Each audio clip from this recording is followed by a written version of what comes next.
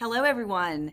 My name is Barbara Mackintosh, and I am a consultant with TalentQuest. Thank you all very, very much for joining me today to talk about leading a strategic compensation and reward program in a slow-growing economy. As we go throughout the presentation, please feel free to use the webinar functionality. You should see a screen where you can, if you want to, click on the questions tab and put in questions there. We'll try to get to those as soon as we can. If for any reason we don't get to them during the presentation, we'll leave some time at the end or we will follow up with you directly via email and be sure to respond to you. So what we want to talk about today, as many of you are aware, this is a time when many organizations are starting to think about budget and how to budget for plans. So lots of organizations are benchmarking and doing things to prepare for developing their compensation structures. And as we know, it's been a time, a volatile time, because we haven't had the growth in the economy that we might have seen 10 years ago. So that comes with some challenges. Some of those challenges are that organizations are struggling to maintain effective and affordable attraction, selection, retention, and engagement strategies. They have a difficult time attracting the people that they need to attract because the funds aren't there, and the high potential employees are going to be the ones that are the first to leave. So even though the economy has not been growing at the level at which we would like for it to grow or recovered after the Great Recession, we are seeing some growth, and with that, we're seeing that employees are beginning to move, and we're beginning to have higher levels of turnovers in organizations that may not have had those previously. And the people that we're going to lose, quite frankly, are not going to be your lower level employees. They're going to be your top employees. So it's critical that when we do start thinking about developing compensation structures and reward structures, and I want to stress that because it's not just about cash. It's also about other ways that you can monetarily and non-monetarily reward your employees. But it's critical that we focus on those high potential employees and those critical jobs. Employees are working more and more, and they're experiencing high levels of stress. So we know that if you have not seen turnover, it may not be because employees are truly engaged, but it's because they haven't had a place to go. So as we begin to see the pendulum swing from an employer to an employee market, those employees that have experienced high stress are going to be the ones that are going to be more motivated or more tempted to leave. In addition, we have a lot of employees that are wearing multiple hats. Some of you guys on the webinar right now could very well be those employees. And in fact, that is, while it has helped us in times of being leaner, it's also making us more vulnerable. Without being able to retain those employees, we're going to be losing not one, but 2, 3, maybe 4 different functions that have been filled by that individual over time. So just an overview to kind of set the stage for what are the elements of a total rewards program. We obviously want it to be aligned with the culture, the strategy, both the business strategy as well as the HR strategy. We've all probably on this webinar seen some sort of model like this. This one's very much like World at Work's model for total rewards. So when we say total rewards, what are we talking about? We're talking about compensation. We're also talking about benefits. We're talking about work-life balance. We're talking about job design, we're talking about performance and recognition programs, and then also development and career opportunities. And we want those to attract and motivate and retain so that ultimately we can achieve our business results. As reward professionals, even though we are compensation professionals, some of us, we do believe that intangible rewards, in fact, things such as work environment, career development, management and leadership, and people say you don't leave your job, you leave your boss. Those are actually many times more closely aligned and linked to engagement than the monetary rewards and benefits. So we understand that it's not all about cash compensation.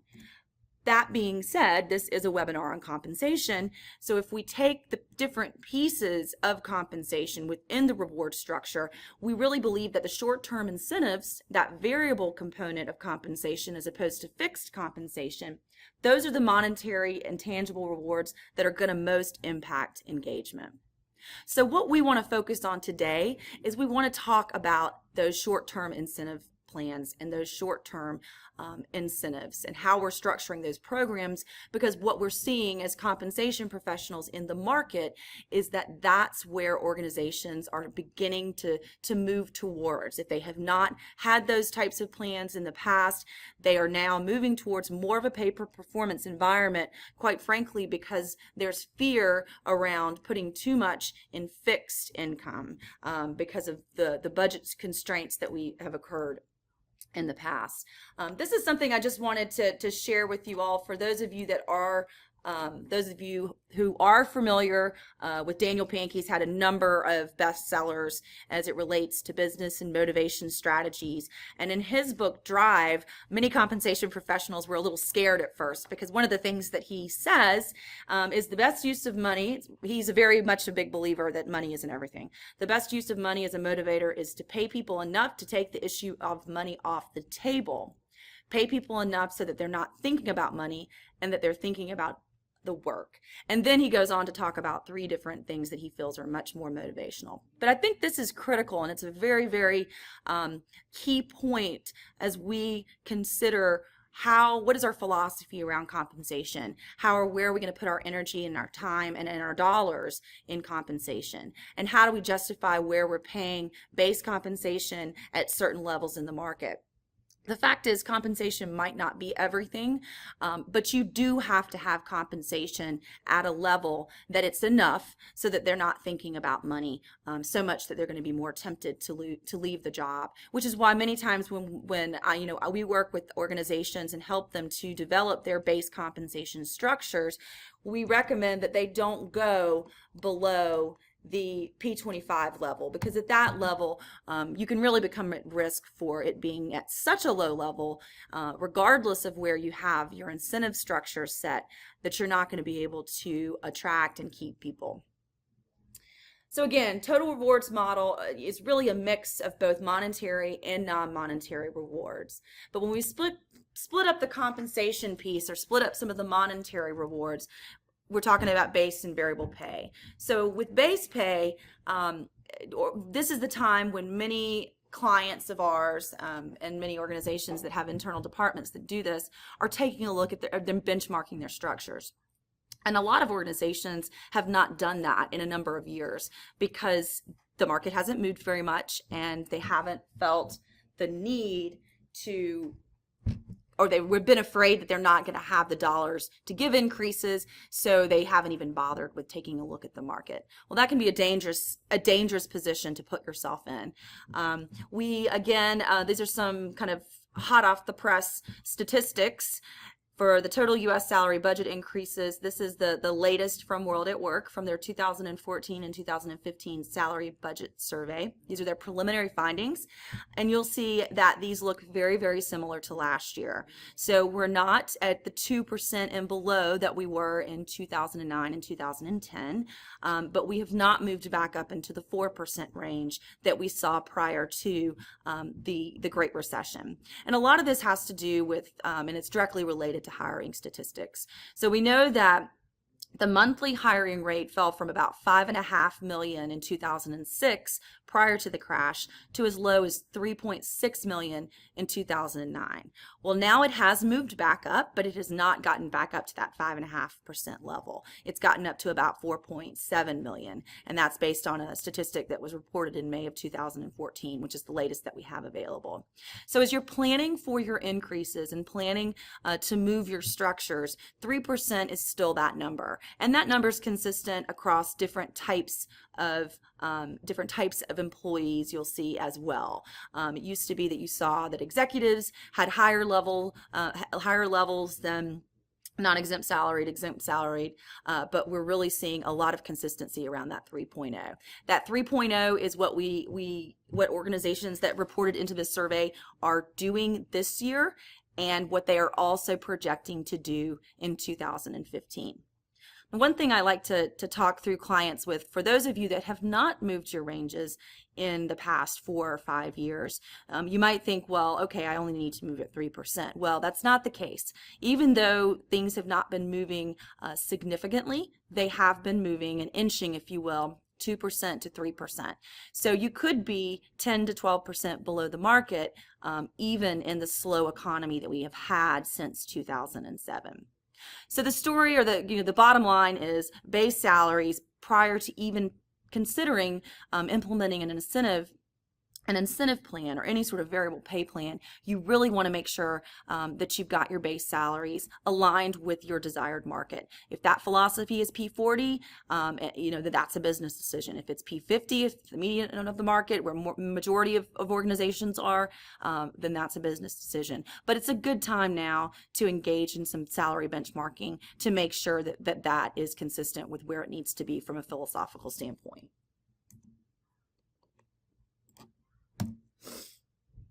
Okay, now we're going to move to variable pay. So some trends in variable compensation, and this comes from a study by the Hay Group. Again, this is some very recent information and recent reports regarding reward programs and performance. We are seeing, and again, this is the reason that we're focusing on this for the purpose of the webinar, increase in improving and enhancing and developing and rolling out variable pay programs. 56% of respondents said that this was really a big a priority and initiative for their organization. In addition, as you would imagine, given that there are budgetary constraints and organizations have had to tighten their purse strings over the last couple of years, they're also looking to improve key non-financial reward programs, about 63%. So those are things such as career development, offering additional learning opportunities. In the market, we're seeing a move towards more and more organizations adopting more structured learning paths and offering employees ability to get additional information through software offerings such as learning management systems, all in an effort to be able to offer more and give employees that total reward package and career development package that they're looking for.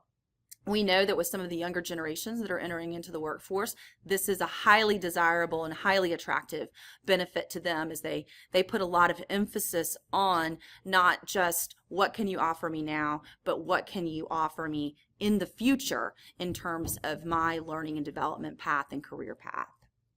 So we're finding that organizations are willing to pay for performance, assuming that those performance goals are in fact met.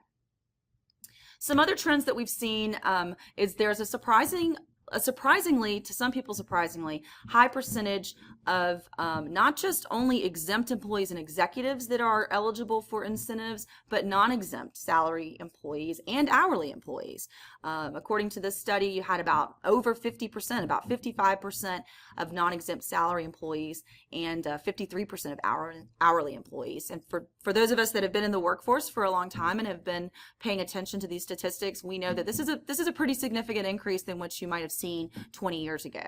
There would have been very, very few incentive plans that were rolled down below the exempt level.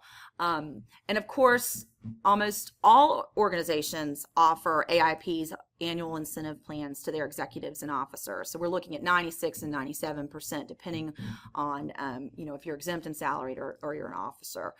You would imagine, results were higher for public than for private, but only by about 10%, and 20% less for nonprofits. So we still are going to see the prevalence of incentive plans at all levels are going to be higher for public organizations, just a little bit above private. But we are seeing a lot of nonprofit organizations as well adopting these plans.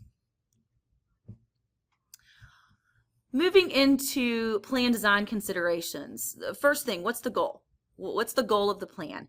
Most incentive plans are put in place to motivate employees, but ultimately, at the end of the day, it comes down to the bottom line to improve profits.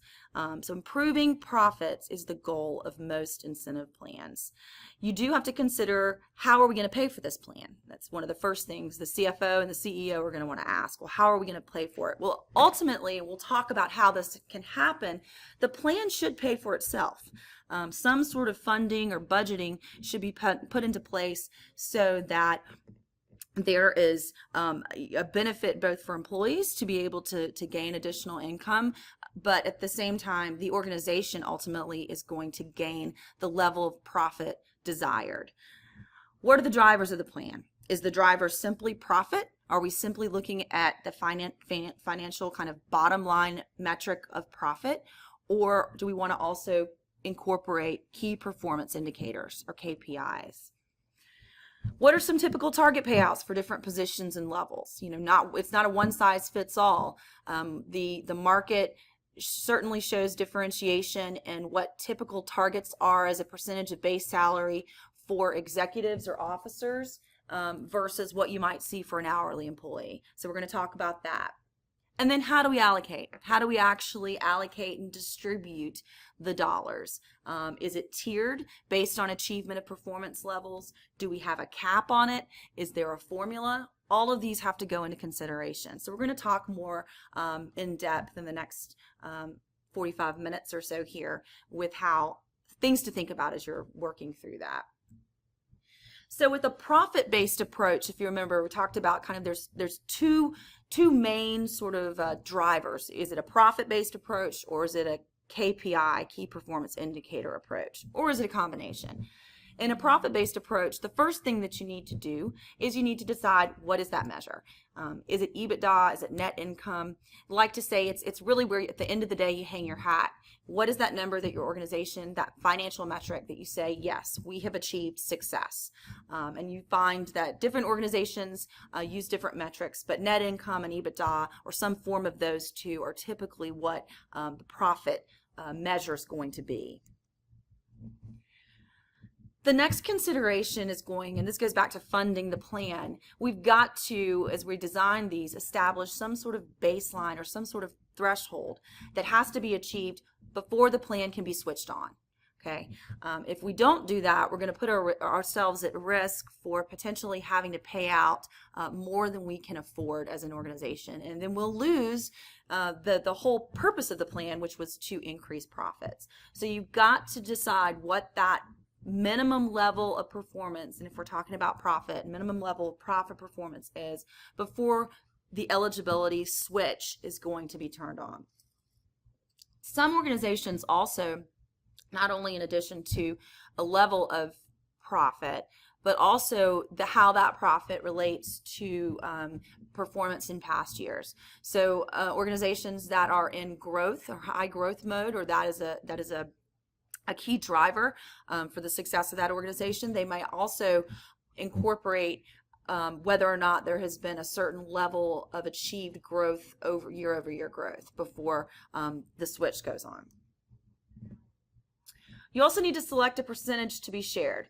And this percentage, it can be fixed. So if in a traditional profit sharing plan, it can be the same for everybody, or it might be tiered based on where you are within the organization in terms of levels, or where you fall with performance. Another decision that you make and that you should consider as you're designing these plans is decide if individuals have to meet a personal level of performance before the switch is turned on for them individually. So the organization reaches their profit or growth number, the plan is technically switched on, we are going to be able to pay out incentives, but if an individual scores below a 3 on their overall performance rating, are we comfortable paying that out to that individual? So many times you'll find that they'll also incorporate those into the plan. And then the allocation formula. Is it a percentage of base salary? Is it a pro rata allocation? Is it from a pool? Those are all considerations as well. So there are many advantages of the profit-based approach. CFOs love it. It's very simple. It's easy to understand how to fund it. but some pitfalls can be line of sight. So when you talk about profit sharing incentives, employees can feel that they don't really understand what they're doing to impact that number. When you lose that line of sight, you also can potentially lose changing behaviors, which is a goal of these types of plans as well. You need to have a strong performance management system in place, and this goes for any type of incentive program or anything that's going to be tied to an individual performance measure. You really want to be sure that I talked about how base pay needs to be solid, and you need to be comfortable where positions are externally to the market in terms of base pay as well as internally valued. But you also need to make sure that you've got a very strong performance management system that people feel confident in. It doesn't take into consideration department performance. A traditional profit-based approach doesn't. Now, if you do a profit approach, which also rolls down to or aligns to department profit goals, then it can, but a traditional one doesn't. So the next approach we're going to talk about is one that is based on targeted key performance indicators, or KPIs. These are variables or measures that are going to lead to increased profit. So the idea behind having these be your drivers is that while they are not actually a measure of profit, increasing performance, which is demonstrated through these metrics, should lead to increased profit. And many times you'll see that these are going to be company, department level, position level. Some examples would be return on assets, return on equity, gross sales, percentage of overhead, expenses to budget, revenue or profit per employee, number of goals. If you have a goals management system in place and that's something that you've rolled out to your organization, then you might have something based or tied to the number or the degree to which they met those management objectives. If it's a sales role, you might have client referrals. The list goes on and on and on. So whatever those key performance indicators are for your organization, and again, that is a strategic discussion that needs to occur at a very high level to determine what at the end of the day do we want to incent. What are those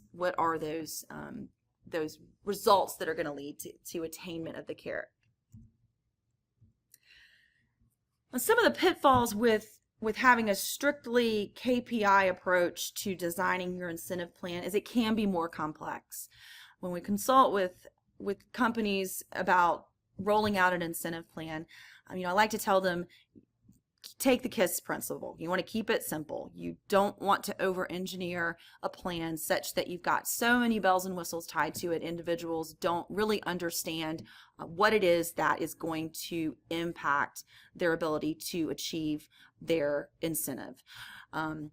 Many times we get very caught up in the idea of being very formulaic and having all these different weightings associated with different KPIs, and it's not to say that that isn't a good fit for certain companies or certain levels of employees, but for the most part we find that those are the plans that fail because people tend to be confused and not understand it. An individual with an incentive plan in place should understand very clearly what they need to do and what performance metrics are tied to the attainment of that incentive.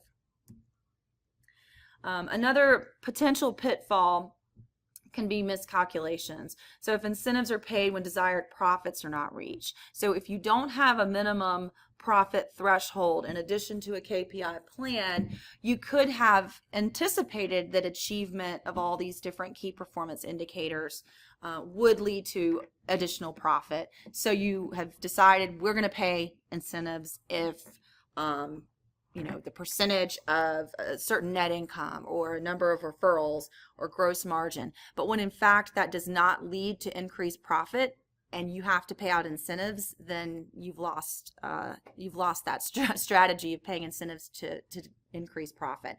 So the way to correct for that or to protect yourself for that as a company is to incorporate a minimum threshold for profit. Sandbagging.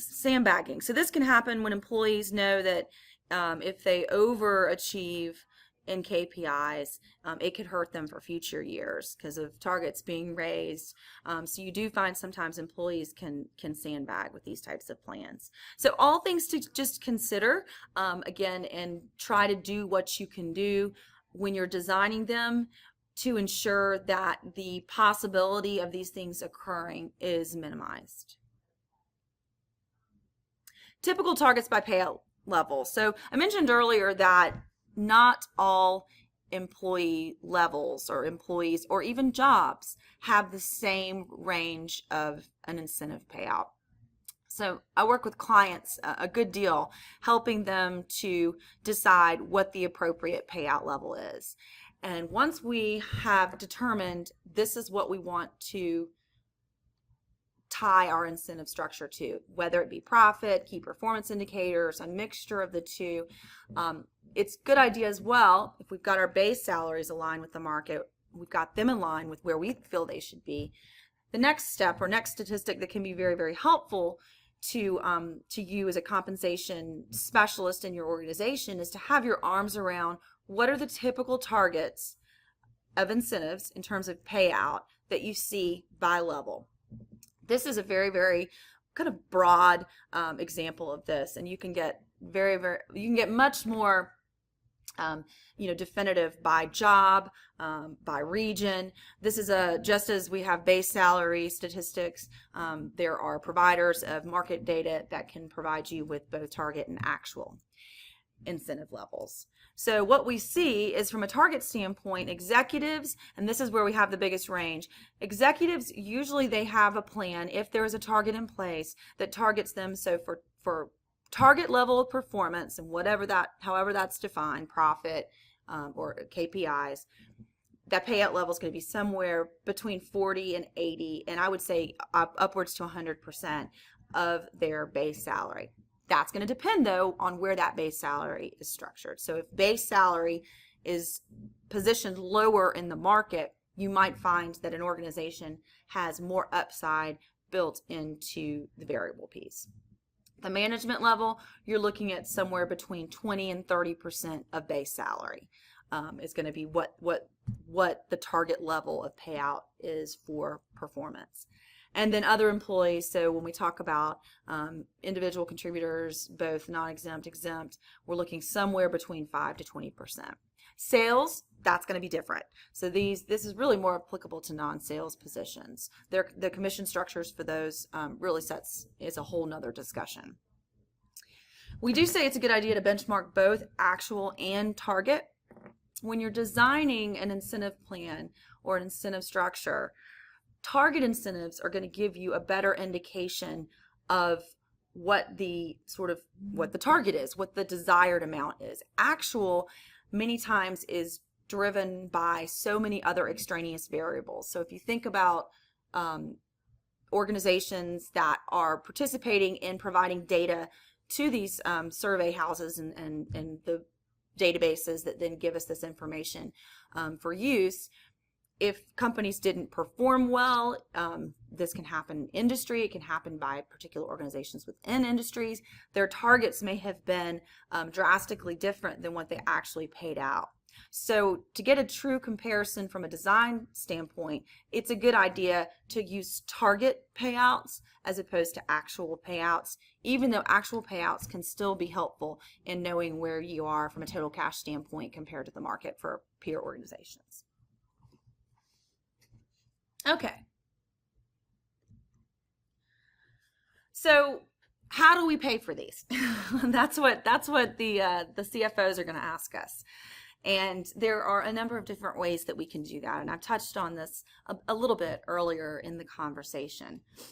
One of the ways that you can fund is with pools. So when we talk about funding an incentive plan with pools, what a pool is the total amount of money allocated by the company to pay out bonuses or incentives. And the size of the pool is typically going to vary based on the performance of the company.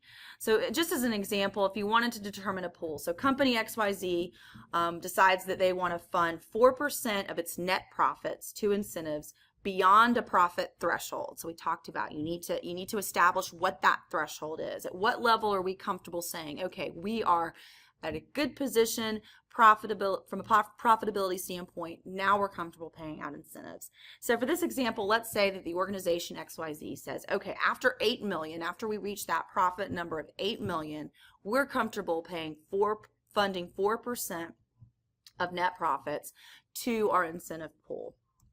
So in the example below, if the company profit was 7 million, that's below that 8 million threshold, so there would be no payouts. The incentive plan would not be turned on. At 9 million, it is above the 8 million threshold, so that would then you'd have $360,000 allocated towards the pool, and at 12 million you'd have $480,000 allocated towards the pool. So that's one method for funding a pool. Now, what do you do with the pool? How do you allocate the dollars in the pool across? And this is where the design piece comes in, and this is where a lot of the work and strategic discussions occur, typically at the top with your HR, your compensation, and your financial professionals in the organization to determine what's going to be the best fit for you. One way that you can do it is dynamically, and that's the example that we've got here at the top. So you can take the performance of a group. So let's say there's a pool, there's an allocation for a pool, and let's say that pool it's structured so that there's an allocation for a particular department. And in this case, we've got 3 employees in that department. And billable hours is a metric that we want to treat as performance. So if the total team as a group billed in a particular period of time 5,000 hours, and we know that we have an incentive pool of $60,000. You just do a simple calculation of performance to total, and then that percentage is applied to the incentive pool to determine what the payout is. So you can see the advantage of that is that you really are able to pay for performance and distribute those dollars to the organizations or to the individuals that's directly related to their contribution to the performance overall. So there are many different ways that could be done. There are different, depending on the company, depending on the jobs, depending on how the plan is rolled out, what those whether it's total billable hours, whether it's an achievement of a financial goal, whether it's achievement of a retention rate of a client. There's all different metrics that can be used, but that then is a pretty simple way to ensure that you are seeing some differentiation based on contribution to the employee. One of the downfalls of that, though, is it can cause inter-competition amongst employees. Employees can kind of compete with each other. So you have to, with any incentive plan or reward plan, you do have to be sure that you're incenting the right behaviors and not generating as a side behaviors that are not in line with your organization's desired ethical and philosophical way of doing business. Statically is just really no differentiation. The pool's distributed evenly. It could be distributed evenly. It could even be distributed differently depending on the level in the organization. But performance doesn't really pay into it. It's more what level you are, hours you've worked, what your salary is. So again, CFOs and CEOs typically like this approach because they feel comfortable with it. It makes it easy to predict the company's expense. So it's a safer way to fund and design an incentive plan. It also simplifies the budgeting and accrual process, and it guarantees that the bonuses are not paid out unless some minimal level of performance is met. It's also very easy to explain, and it's easy to calculate. But again, as I said earlier, you can create an environment that can become competitive. Employees can feel that they're fighting for work. If it's billable hours, for instance, they can feel there's more competition because they know that higher achievement is leading to higher dollars. So you have to manage that, and you can do that through incorporating performance management so that managers are closely looking at not only what people are doing, but how they're doing it. and they are being reviewed on that. And then that goes back to the idea of having some sort of minimum performance score, or a way to measure and articulate to the employee that, yes, we want you to meet this goal, but not at the expense of acting in a way that's not in line with our business philosophy.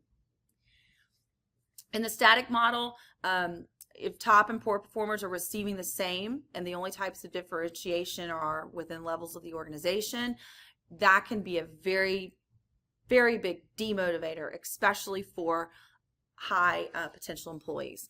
We spoke about this in an earlier webinar that was done about a year ago.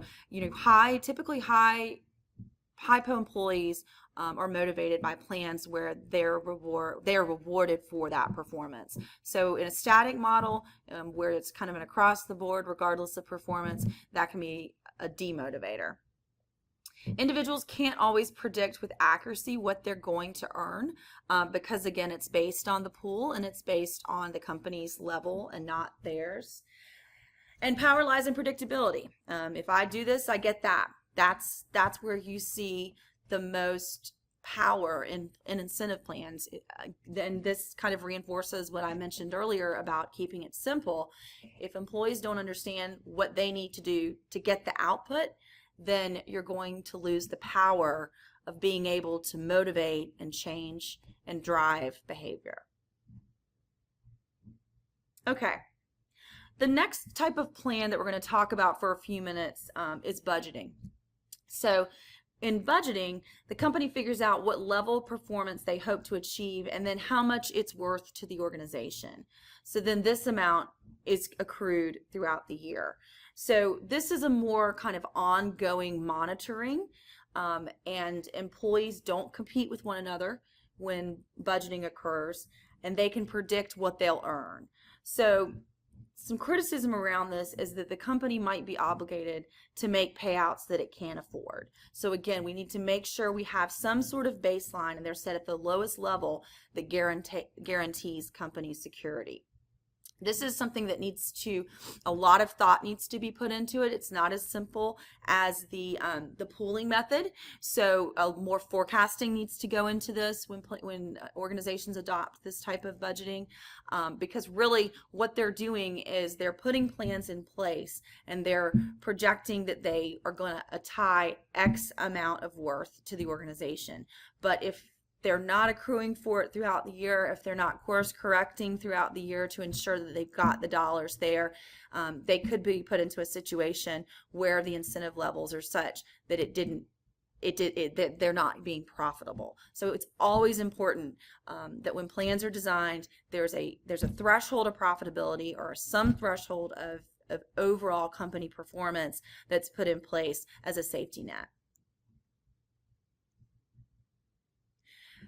So we've talked about variable pay. We know that in our economic condition right now, we've got very, very slow growth around fixed compensation and base compensation. So we're seeing more variable pay plans. We're seeing organizations that have never considered this, that it's becoming a priority to them.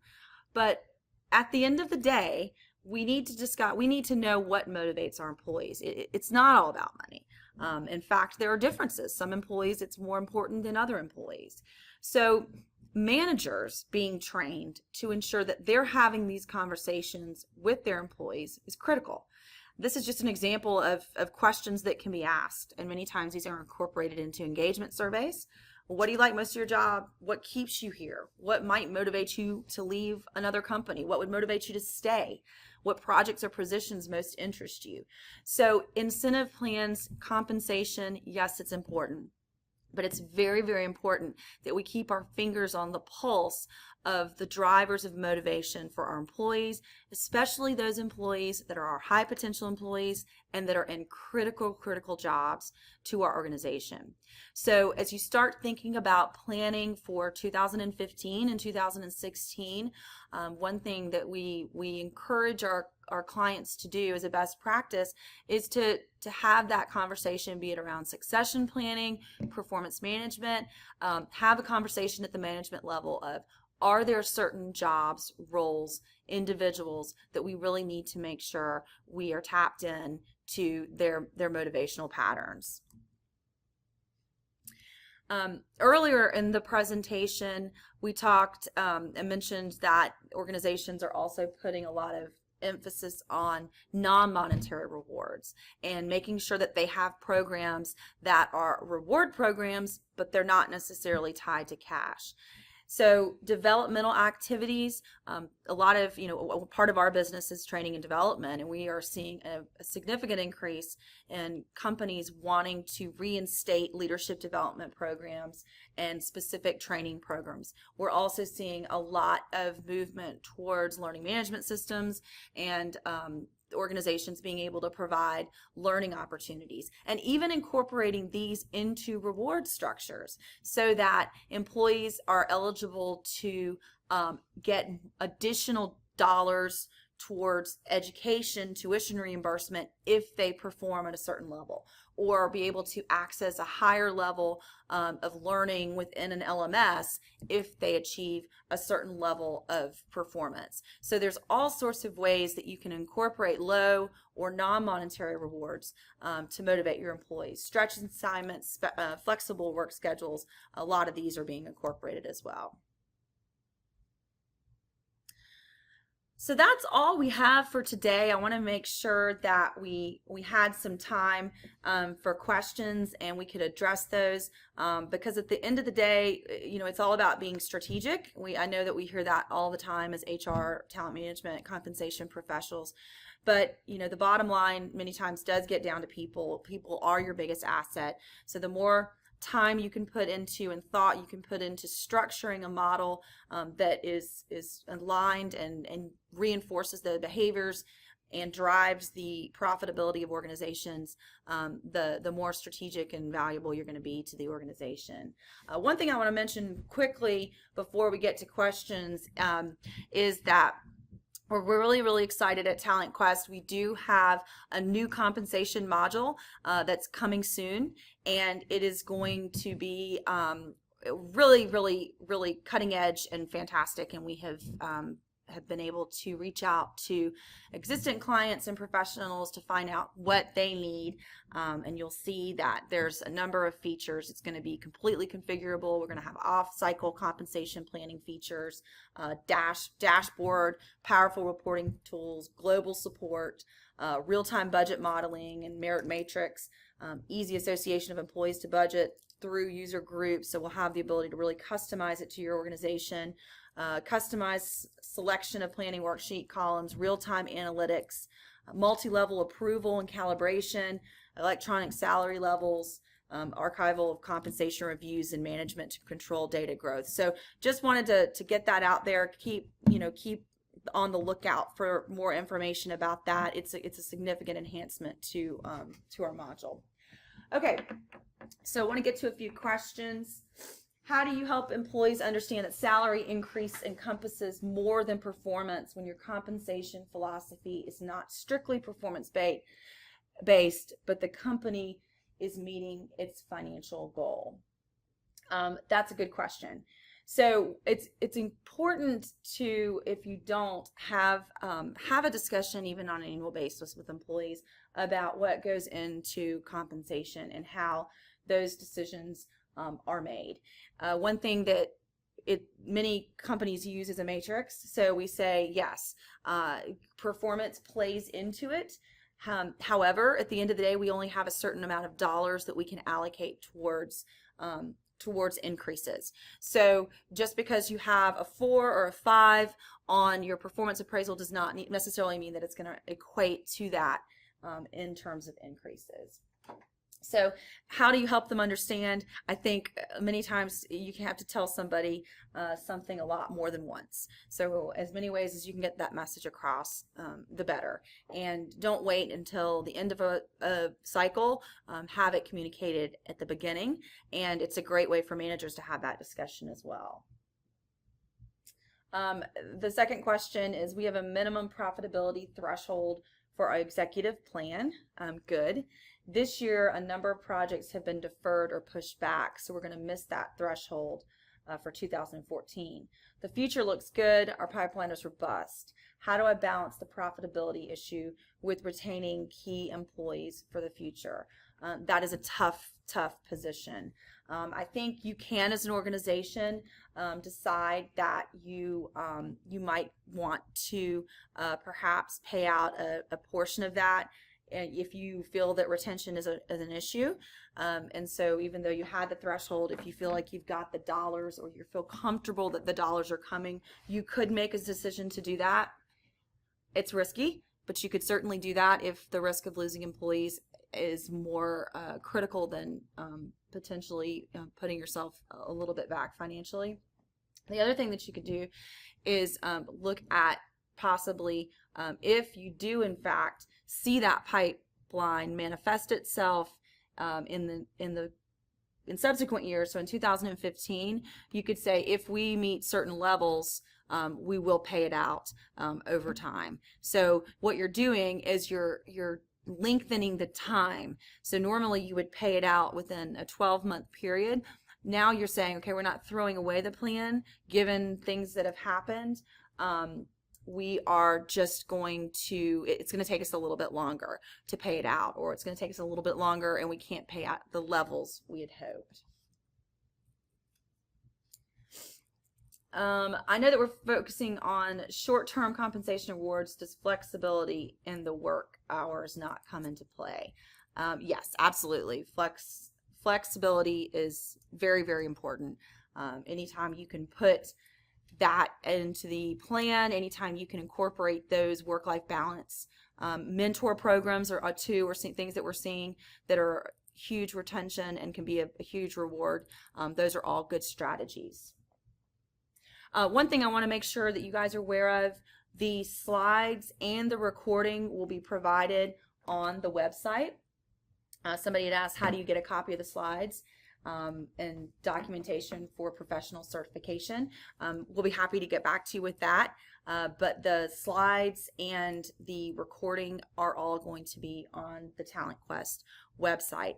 Also, if you have any specific questions about anything that we talked about in this webinar or any of your future compensation or talent management needs, please do not hesitate to reach out to us. You can see that my email below, bmackintosh@talentquest.com. You can also email info@talentquest.com. So we appreciate your attendance. I hope that you found this meaningful and useful. Would love your feedback, and happy salary and compensation planning. Let us know if we can help you in any way, and enjoy the rest of your afternoon. Thank you.